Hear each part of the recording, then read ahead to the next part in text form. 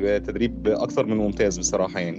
والمهندس عمرو ما اثرش معانا بصراحه في اي حاجه، بالعكس يعني كان الشرح اكثر من ممتاز، والامثله جميله جدا، والدوكيومنتس والجزء اللي بنتدرب عليه بصراحه ممتاز جدا جدا جدا يعني. فجزاكم الله خيرا، وشكرا جدا جدا ليكم يعني. شكرا الأستاذ على المعلومات القيمة. يعني صراحة في سلاسة في الإلقاء وتمكن من المجال تحليل البيانات. إن شاء الله في دورات مقبلة إن شاء الله نكون مع الأستاذ في دورات أخرى إن شاء الله. مشكورين جدا. أنا يا دكتور أشكرك جدا على الشرح الممتاز ما شاء الله، والمادة العلمية القيمة اللي حضرتك كفتنا بيها.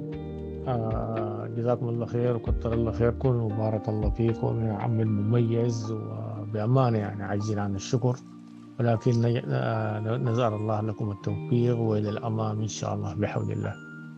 كان صراحة تنظيم جيد، والباشمهندس ده ما شاء الله المعلومات جيدة جدا وما شاء الله يعني عليه كده. احنا كنا عايزين لو في برضه حاجة تحصل بعد كده ادفانسد يعني يتم إعلامنا بيها. الحاجة التانية لو يبقى في يعني الجروب يفضل بين المجموعة، أو إحنا حتى يبقى معانا الترينر، يعني يبقى متواصل لو في أي أسئلة بعد كده، يعني يسمح لنا بالتواصل معاه لو ما فيهاش إزعاج.